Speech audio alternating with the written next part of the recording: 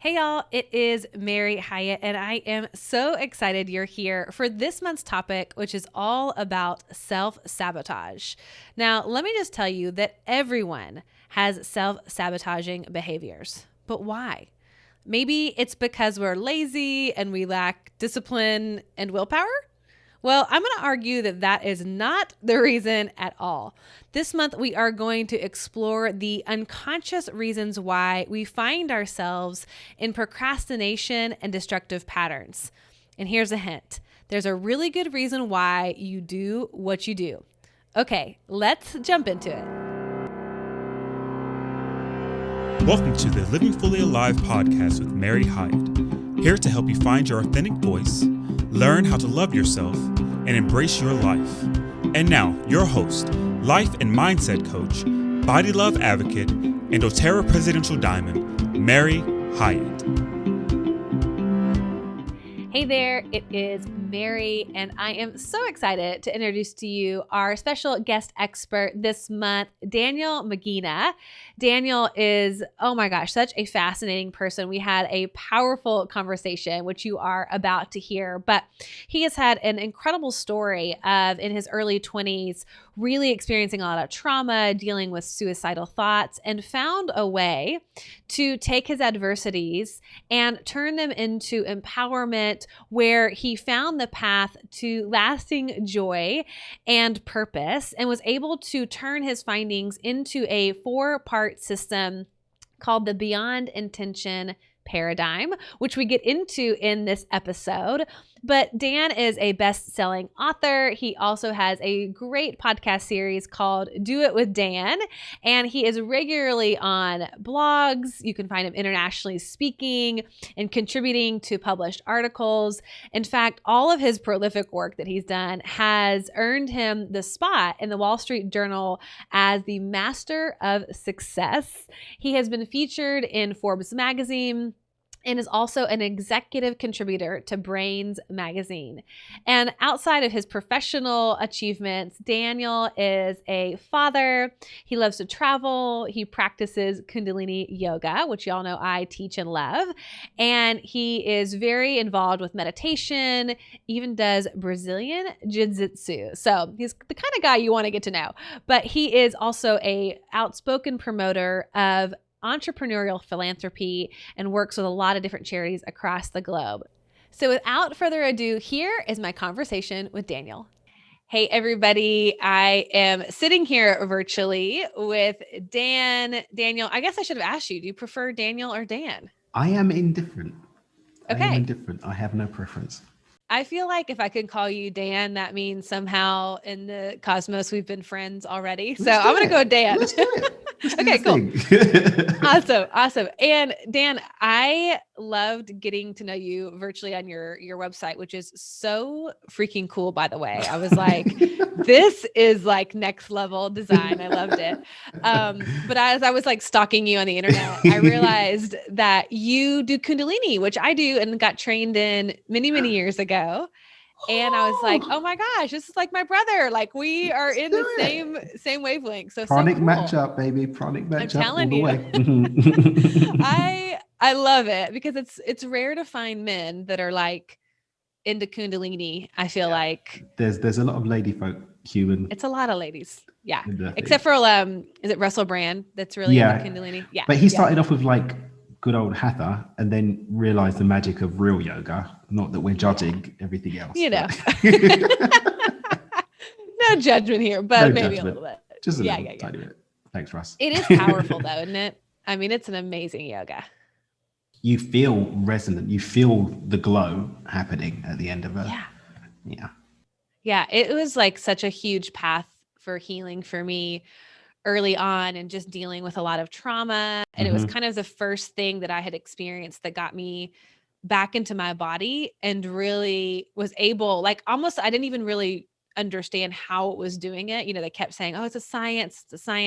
And I tell you what, the more that I've learned about the subconscious brain and just the Kundalini itself, I mean, it just makes sense how it's accessing the parts of the brain that are responsible for trauma and for all kinds of things. It's so cool. And I'm curious because you have such a powerful story.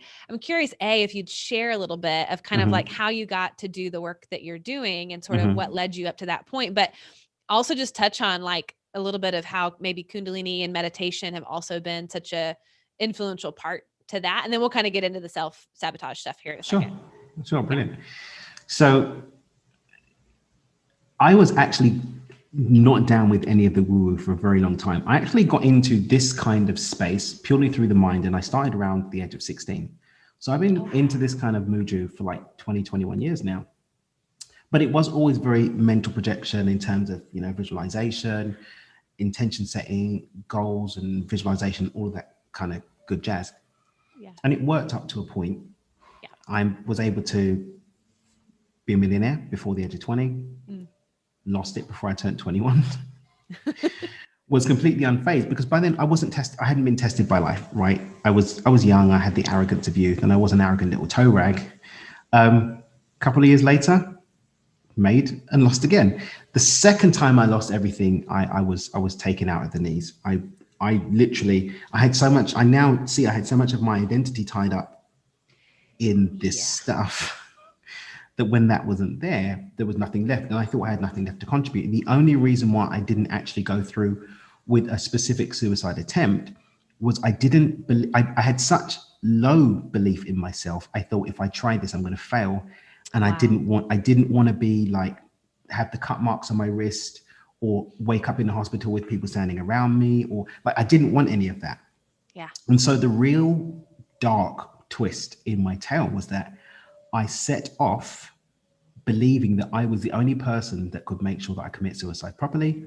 And I had to work out what was wrong with my manifestation and what the missing pieces were so that I could pull off a suicide. And that started my journey, incidentally. Wow. I mean, hell of a way to start. And a beautiful way to finish. But yeah. Yeah. I mean, truly. I mean, it's so funny.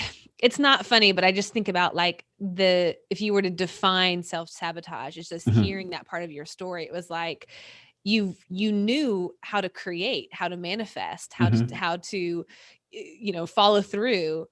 But there was a part of you, I'm assuming, that you found that couldn't hang out with that part of you that was successful, that was at the top. So what was that like, kind of getting that awareness that there was this disconnect for you? The disconnect actually only really started to take shape in the last few years, looking back, understanding what it was. And it actually came as I started to develop an idea that I talk about called the flow funnel. And what actually happened is I started looking back more and more, especially as I'm teaching more people, like I have to stay on top of stuff, and looking at the fact that everything, and you know this from the Kundalini principle, we start with the thought form spoken, right? With the throat. And then it descends and gets more and more dense until we have physical reality. But on that journey of a thought from spoken intention down through the ethers and into reality, it passes through, I like to say, some gates or goes through some foreign land. And unless it makes it through that land, through that gate, through that door, it doesn't show up. And those three roughly defined levels of density, I call the realm of spirit, energy, emotion, thought, beliefs, and ideas. And then we've got this dense realm of physical reality where we have our habits, we have our choices and our actions.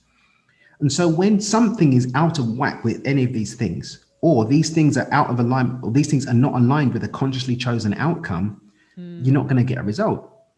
So you spoke about meditation and Kundalini. Well, Kundalini yoga gives me command over my energy bodies and my vibrational field, my vibrational flow. So that means that whole level gets dealt with.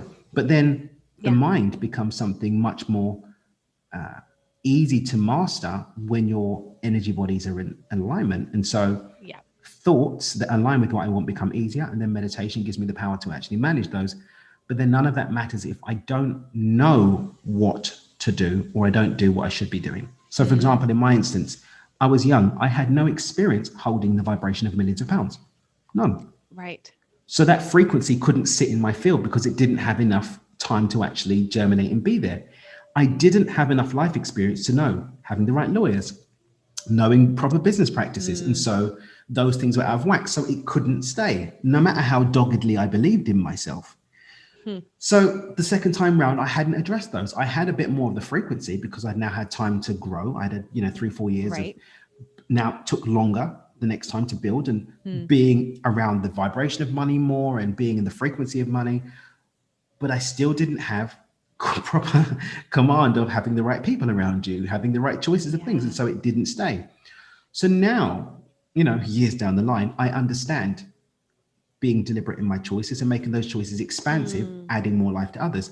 I understand about managing my energy bodies and the emotional field and managing that and healing around that. And I understand keeping ego tempered through humility so that it doesn't go off and lose it. And the importance of showing up, taking action and moving my body through time and space to meet my intention, my manifestation. I love these 3 areas because I'm like, yes, it's just so succinctly put, which is great because you can easily follow it. And it's fascinating to me because what I experience with most of my like coaching clients, for example, is that level of like the physical, that kind of bottom level is actually the easiest for most of them. Like now granted, they're in their 40s and 50s, so they've had that life experience, right. They're not children. But they're cranking it. Like they understand how to show up consistently, how to have, morning routines, whatever that might look like. But that level of the thought, the level of the belief is where I see oftentimes like the biggest disconnect, that their subconscious is what's not being addressed, So it's really interesting to me that the thought for you and then the spirit realm for you were more manageable than the physical. Like that, it almost like flipped it on its head for me. I was like, wait a second, that's a really interesting way of thinking about. There are probably people that don't know how to go about business in a way with just like practically speaking, skill sets, systems, leadership. But I'm wondering if you found along your journey, if there were some of those like psychological roots, like as you started to do this more internal work, that were sort of hijacking all your best efforts just from a subconscious kind of belief thought level. You know what, speaking, keeping this really in line with the self-sabotage. Yeah. At first, my thoughts from about the age of 11 years old, I knew I was going to be a millionaire. I had no doubt of it. Wow. I taught myself to make computers at the age of 13. I was always on my grind. I was always making it happen. And I started training and honing my mind as a teenager. So I didn't have any doubt, to the point where when it came down to like the purely mental aspect of manifestation, I remember there was this one time I was like, it'd be really cool to have some ice cream now. And like someone came and like, hey, I brought you some ice cream. Like, and this is the kind of stuff that people joke about, but when you do literally have a level of mastery over mind, you can bend reality to your will because reality is responding to thought and thought begins in the mind. But the vibrational flow must be able to hold the container of that thought. Otherwise, even if it shows up, it will fall away. Look at lottery winners. 90% of them go back to exactly where they were within 5 years. Yeah. And the vibrational flow and the thought forms that lead to the unmanifestation of that wealth and abundance comes from the learned habits and behaviors that we've got. When someone's young, they don't have the experiences to sabotage the thought forms, but they don't have the experiences to hold the thought forms. I look at my son, my son's 5 months old. He doesn't know anything about limiting beliefs. He just knows like this, he's learning colors. He's learning the sounds. He's learning that his name's Ethan. This is what he's learning right now. But life can create that. So for me, the mental sabotage kicked in after new inputs led me to not have the same level of certainty in myself. Right. And that for me kind of leads us to understand where these self-sabotaging patterns come from. They come from the stories that we tell ourselves that this is who we have to be. One of the things I always say is that the mind does not lose. The mind doesn't lose. The unconscious mind moves anything from 10,000 to 10 million times the speed of the conscious mind. So it doesn't matter what somebody's saying they want to do in their business, they want to do in their relationship, they want to do with their health. If the unconscious pattern does not support that, it's not going to happen. Even if it does, it will come undone because the mind, not as your enemy, but as your friend, is trained, hardwired to play out whatever script it's running. And that's why doing mental work is so important. But for me, that's why addressing the energetics first is more important, because the energetics will make the flow into change thought forms so much easier. Well, and what I'm struck with is something you said earlier was this concept of the identity. And, thinking about taking that analogy of the lottery winners, for people that get fast wealth, or even if it's not fast, I mean, even if it, takes them 3, 4, 5, 6 years to create some wealth, if they haven't gone in and updated their identity, that's when you see that self-sabotaging behavior come into play, right? It's like, who are you? Who does your mind think you are? Not who you say you are, but who are you living out as day in and day out? Can you talk a little bit about, like, I'm just imagining like an imaginary person who's going through this and thinking about like somebody who speaks abundance, but lives in scarcity, what that might look like and how that might show up in form in terms of self-sabotage. I'm going to give you some extreme forms that my wife is going to hate me about, because I'm going to mention about an ex-girlfriend of mine. Okay. So an ex-girlfriend of mine had a hard rule. She would not allow any broken things or chipped crockery in the house. She took this to the extreme of managing her environment to be reflective of what she was claiming in the unseen. And this is, I think, sometimes something that we miss. Everything that shows up in the seen must be claimed in the unseen, but also must be supported in the seen for them to connect and be made manifest. Right. So what we see is people do their abundance meditation in the morning, right? Or they'll do their prosperity, huddy. You know what I'm talking about. They'll get the huddy huds going, right? And then they'll get up and start talking about, oh, I can't afford this. Right. Or they'll be on the budget aisle. Or they'll be saying, I'd love to do that, but. And this can happen in the most micro ways. Like I said, Shiloni would remove any crockery from the house, but we've got the chip plates. The car's squeaking a bit. We'll get it done. The shoes could be replaced, but we're not doing it. All of these little micros, they're adding up. Yeah. We're killing our abundance by 1,000 cuts of lack. Yeah.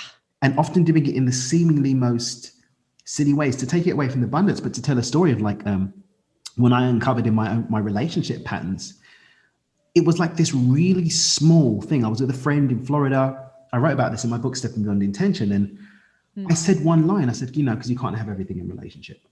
I didn't even hear myself say it, but she caught me. Jaleesa caught me. She's like, what did you just say? And in that moment, I heard all of the limiting beliefs that created self-sabotaging patterns around relationship my entire adult life. I then realized I've been self-harming through relationship my entire adult life. But slowing down enough and having the right people around me to hold me accountable to what I was saying was what allowed me to break free from that self-sabotage. That is so powerful. And I love this idea of the micro things adding up in your life. So if you want to flip that on its head and once you have that awareness, like, ooh, what I'm saying, what's coming out of my mouth, the behaviors that I'm demonstrating are in direct opposition from what I say that I want, or the abundance thing. And we can take that and use that for anything, health, wealth, whatever. All the good things. All the good stuff. And so talk to me about how you would make like micro shifts towards what you want. Like if we can see how that's working against us, how can we use it for us? So micro shifting as a Danism is defined as a consistent series of baby steps or minimum deliverables made in the direction of a consciously chosen outcome. Wow. So what I do is I say, this is where I want to be.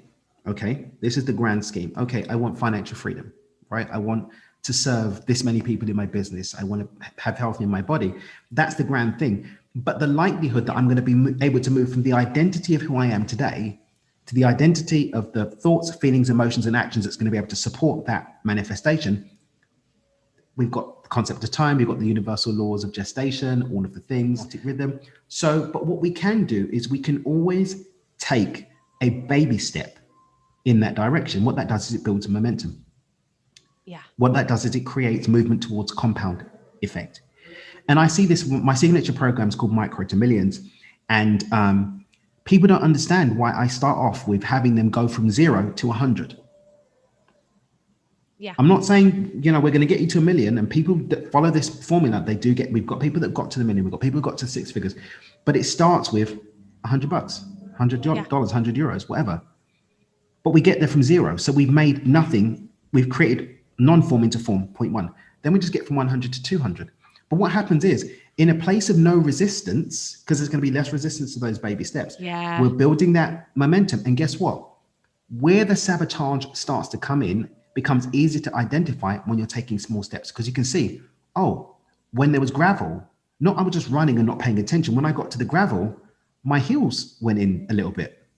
Okay, now I understand I need to pack some flat shoes as well, or, toughen up my feet so they can walk on the gravel and take my shoes off. Now I can get to the other side. What people do is they're running at 100 miles an hour. They get to the gravel, fall over, and say, this doesn't work.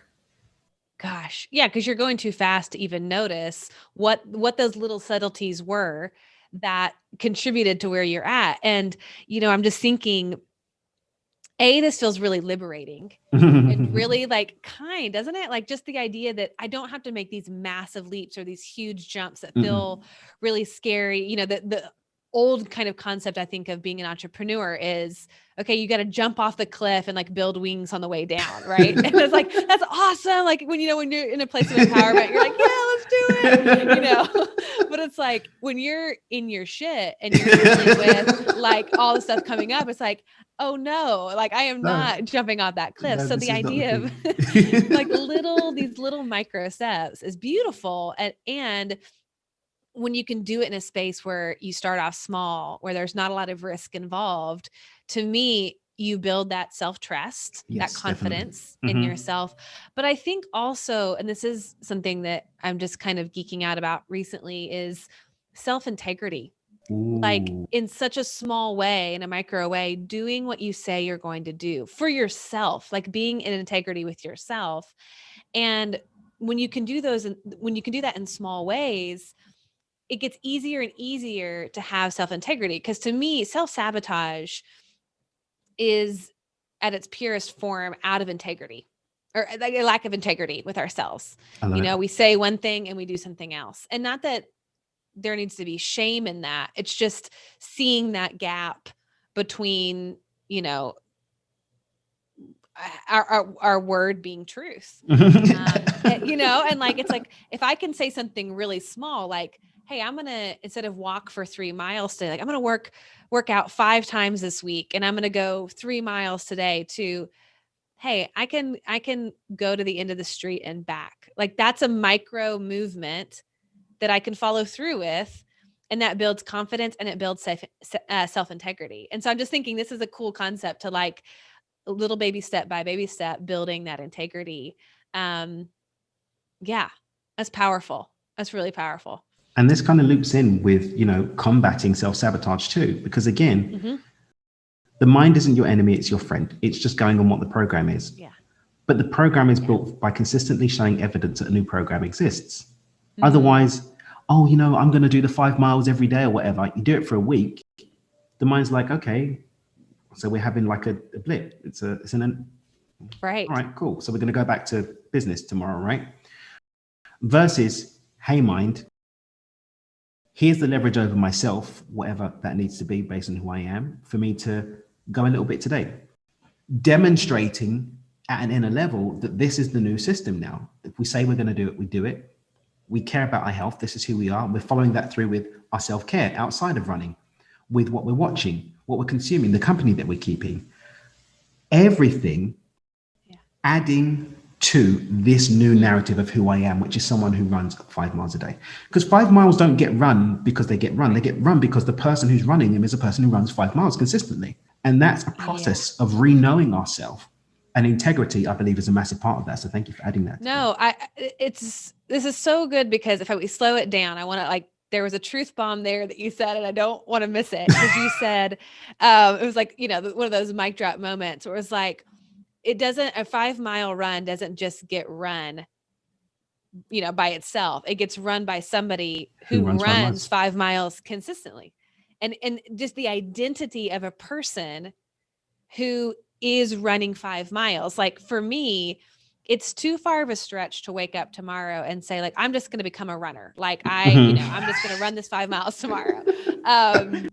But if I can back that down and think about small ways, like what would it look like to be an athlete, right? Like what does an athlete think about? What is it they prioritize? What is it that they do? Like that's something that is helpful for me to think about, like reverse engineering it. And like little small things, like an athlete is going to create space on their schedule for movement regularly.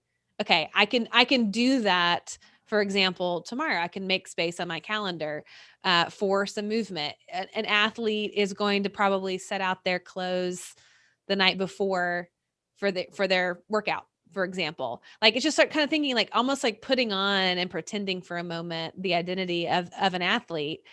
What do they do? What do they think? What does their routine look like? And finding sort of that entry point of what's that thing that I can do today that is, like you said, redefining, re-identifying with this new persona, this new person you're stepping into being. And the magic happens there.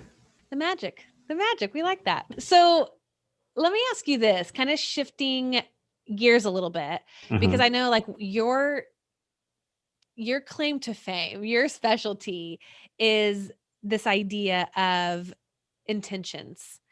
And I want you to define that word for us, intention or intentions, and kind of bring us back to, I know you have an amazing paradigm, the beyond intention paradigm, that I know that people can utilize specifically for self-sabotaging behavior.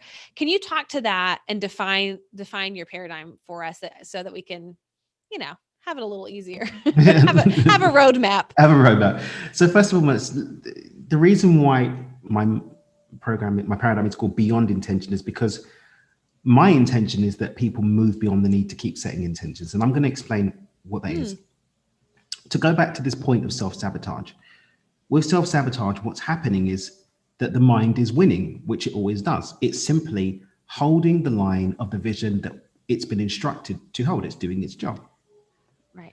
When we're setting an intention, we're disrupting whatever that program is and consciously stepping up and saying, I want to include this in the program. I want to change the program to this. That's how I define an intention. It's consciously disrupting whatever my unconscious programs are about the thing. Yeah, love that. But if my program is doing what I need it to do and everything's going lovely, then I don't need to do something else. So my desire is that people are living a life that doesn't require them to change the program because the program is doing what they want. Yeah. So Beyond Intention does two things. At an immediate level, it breaks through the stuck states and the limiting, sabotagey stuff that stops us getting to what we consciously choose.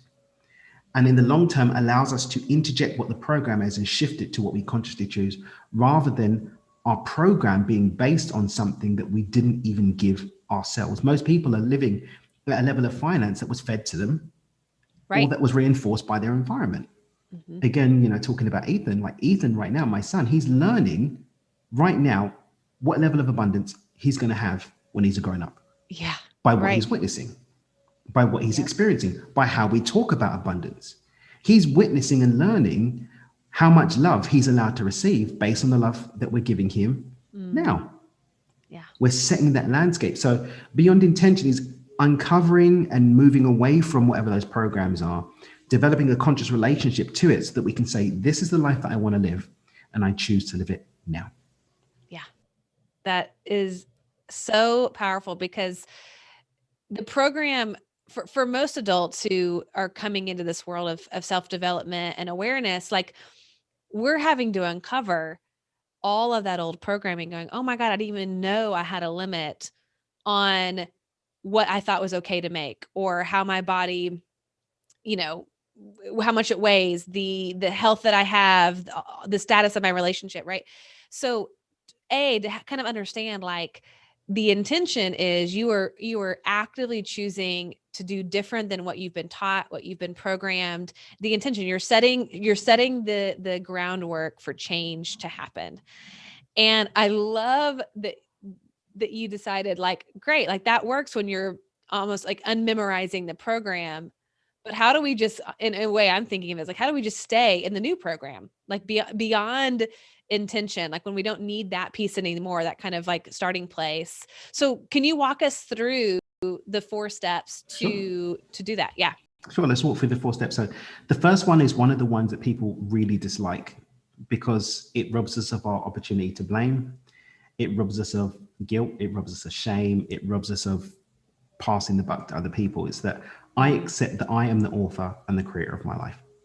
Everything that will come from this point is my responsibility. Everything that's come to this point is at some level of consciousness, my creation. Yeah. And that could be, depending on how far you live down the rabbit hole, that could be something that you say is a soul contract that you're playing out, or something that's playing out from another lifetime, or something that's been programmed as an unconscious belief, or something that's come as a result of an unconscious belief. Let's say, for example, someone was sadly sexually molested. They may not have consciously chosen it, but their habits, behaviors, and beliefs may have created the situation. So, for example, it could be that we didn't learn to be more diligent in the company that we kept, for example, and end up in a situation where someone then has access to us and is able to do us harm. Now, this isn't about blaming. This isn't about guilt. This isn't about shame. It's about recognizing if I claim if I take back the power, then that doesn't have to happen to me again. Right. So this isn't about passing, like saying, oh, well, I'm people beating this off up. No, it's about empowerment, saying, okay, if I take that power back, everything that happens now going forward is my conscious choice, including being safe, not being in harm's way, having love and fulfillment, having a healthy body, and having abundance in my bank account. But it starts with me claiming that power back by saying I'm the author and creator. That's powerful and sobering. It's like, oh, that is a pill to swallow. I think that what's so amazing about that is that acceptance is you do get to move out of the victim space. And I know that word can sometimes be harsh, but it's like when we are the victim to our life, we have no control. We have no say so. We have no vote. We have no creative power. And that feels like a prison. I mean, I have lived there in that state of consciousness in my previous life. And it was exhausting to feel like, everything is happening to you and there's nothing you can do about it. And so to me, the exciting part, even though it is sobering and that, potentially a hard pill to swallow, it's like, if I've created that, I can create this. Like, and that's you've actually accidentally stepped onto the magic sauce, by the way. Ooh, okay. Tell me. So there's an idea that came to me, staring down the barrel of a choice about whether I wanted to leave or go in terms of committing suicide. And I planted this seed then that became beyond intention ultimately. And it's something that I call common denominator theory. Because I understood that the only way that I'm going to successfully commit suicide is if I get it done. No one else has a say in that. And over time, this idea developed into everything that I'm running away from, I'm the only one that was responsible for it too. And by purely mathematical thingy, majiggimies, that there is only one thing that's been present in every single experience in my life. One thing. My mum might feature for 90%. My twin might be there for 85%. Right. But there is only one, and that's me. So again, not beating up, not blaming, but just from a purely logical thing, the most effective place to create a change that will be reflected in my world is with me. Yeah. Gosh. I mean, it's so true. And I think what's cool about that is it also lets you off the hook personally for the happiness of other people.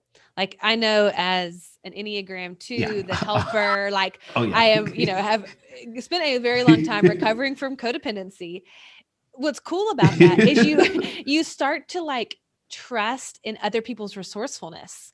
Like it's not your responsibility or job to fix other people or to give them what they need to have a successful life. Or it's like, if I'm responsible 100% for everything in my life, that means you are too.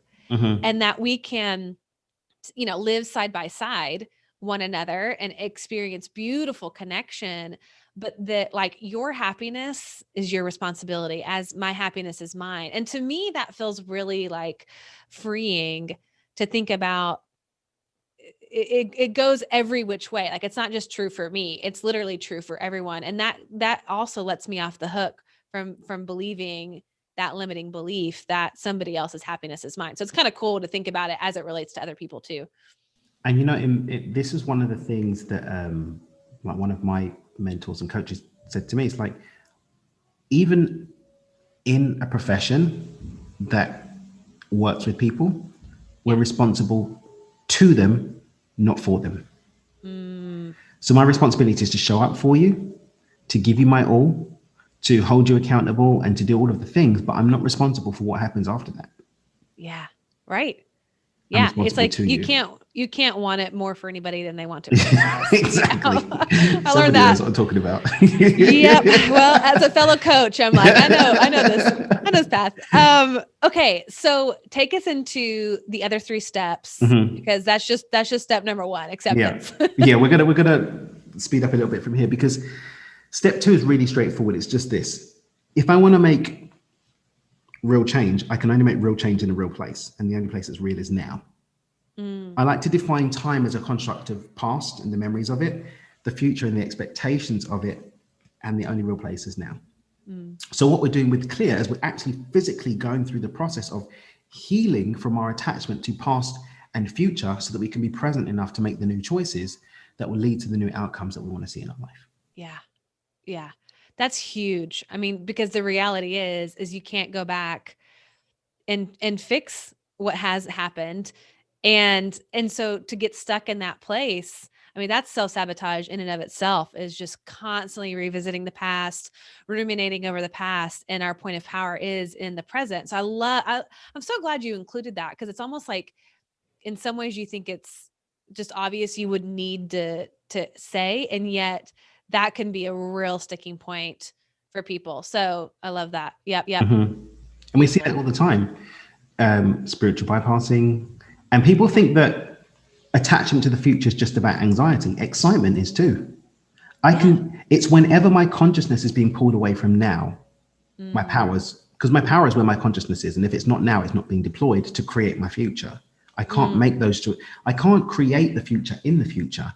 I can only create it now. I have to be present enough to do that.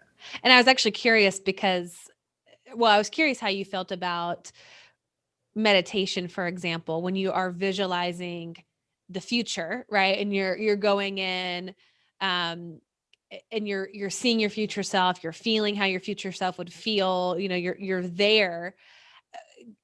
I know that's kind of a nuanced question, but like, how do you relate it to what you're talking about as far as the vision part? I'm going to give you an analogy that I often use. So I've got clay, I've got wood, I've got marble, I've got stone, I've got whatever. For me to create some art from that, I need to hold the final vision, but I also need to know where I'm chipping, molding, or adding, or taking away, or polishing. Otherwise, I'm not going to be able to do it. So, when Da Vinci was making the statue of David, he didn't just sit there pretending that he was in the future where there was the perfect edges. He had to hold that vision of the future, but presently have all of his attention in doing what needed to be done to make that perfect piece of art. Holding a vision of the future doesn't excuse me being present enough to do the chipping, polishing, and forming here in the now. Amen. Preach it. That's good. Yeah. Don't get me started. I'm from Nashville. Okay. I know, that's why I did it. My boyfriend is always like, we have a joke that I'm like, I don't really sing that much. And let me just tell you, I do all the time. And so he always gets on me. He's like, oh, you're right. You don't really sing very much. I'm like, listen, I am Southern through and through, yeah, it's going to happen. Yeah. Okay. What's number 3? What's the third step? Third step is gratitude. And the thing is about gratitude is people think that gratitude is like having a gratitude journal. And one of the key things that shifted in terms of my ability to move from the self-sabotaging person I was before at a magnificent level to the successful person now that continues to consistently create what they desire to experience is I switched gratitude from being what I do after to what I do before. Yeah, that's good. For me, expectation is what front runs our experience. Reality is our expectation that we're aligned with, made manifest in flesh. That's what it is. Yep. Fear is expectation. Faith is an expectation. We have the choice about which one we're going to do. Gratitude for me is the most perfectly positioned embodiment of positive expectation for the future. I'm so certain of this showing up in my life that I'm ready to feel and experience it in my body and in my mind and in my thoughts and in my responsive behaviors now, acting as if. And that actually commands energy to take shape around it, so long as my belief system support it. But, you know, it claims it. Yeah. And that claiming is where the creation happens. Everything else is warming up. I'm stepping up to the plate and actually taking a swing when I'm able to be grateful for something that is not even here in physical form yet. It's so, I mean, it's shouted amongst every religious, spiritual tradition there is. Like, it's like, there's a reason for it. Exactly. I know that Dr. Joe Dispenza, he said it's the state of receivership. The ultimate state of receivership. And that's good. Yes. The ultimate state. And I love that because it's like, yes, like that is total belief that this is going to manifest and become true. So to begin with gratitude. Yes. Okay. Fourth step. Boom, boom, boom. Fourth step is called listen. And listen's got a few levels to it. First and foremost, it invites us to have compassion for ourselves and remember that we're human. We're not going to be switched on all the time. We're not. It's just not going to happen. Yeah. We're not going to be happy every day. We're not going to want to do our gratitude practices every day. We're going to be in our program sometime. We're going to be sad. We'll be depressed. We'll be positive. But we're human. That's part of the human experience. So it invites us to be compassionate. And from that place of self-love and that place of compassion, to think and feel with a level of awareness that allows us to consciously choose to course correct when we inevitably come off course. Because honestly, that's going to, at least maybe it becomes less and less, but at the beginning, that's a majority of your time is spent course correcting. It's like, because we're dealing with the old programs, which move quick. Yeah, that's saying like flip the script. I always kind of think of it, it's like, cancel, flip, over and over and over again. And just to recognize like that's part of the process. It's how we retrain our brains. That's how we create a new program. And we have to be conscious and aware and catch those things, I think, ultimately. And I want to just circle back around to what you said earlier about how having the right people around you is a huge help in this process. People that can be a mirror for you, like your friend who said, "Hey, I heard you say, XYZ about your relationships." And you're like, "Oh my God, I didn't even know." She wasn't that sweet about it. She was like, "What did you just say?"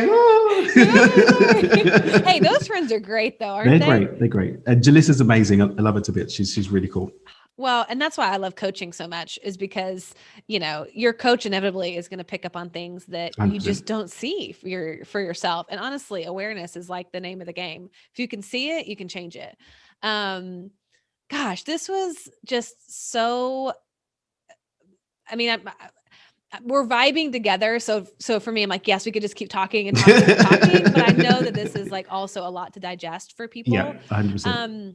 Where can people connect with you more, and just if they want to kind of slow this process down and really learn from you in a way that gets them into these micro baby step actions? Where can they find you, and how can they connect with you?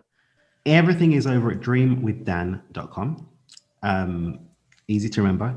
If you're a social media, there are links on every page, but it's Dreamer CEO on Clubhouse, Instagram, Twitter, all the things. But I'm actually thinking, I don't know how you feel about this. I made a course about Beyond Intention that I actually have a way that I can give it to them for free. They can go and grab. Oh, awesome. Yeah. So I basically spend like 40 minutes to an hour on every single one of the steps, how to apply it, what to do with it, so that they can take their time and digest it. It gives them exercises that they can do. We can get you the link for them to be able to grab that. I'm pretty sure it's dreamwithdan.com/BIB, Beyond Intention Basics. I will double check. Cool. Yeah. But that will give them the time to actually feed into it and see how they could start applying this to creating success in their business. You can use it to run alongside the coaching or the therapy or the healing that you're doing now to give you the empowerment to make the most out of it, to step into accessing command of your health, your relationships, whatever. You can have the time to go through and really learn to apply it. Yeah. And y'all, I mean, I really encourage you to do that. And obviously we'll make sure that all the right links are in the show notes. Yeah, the correct links. Everything. Whether it's that or something else, just look at the show notes for the correct link. There'll be something in the show notes for you. Yeah.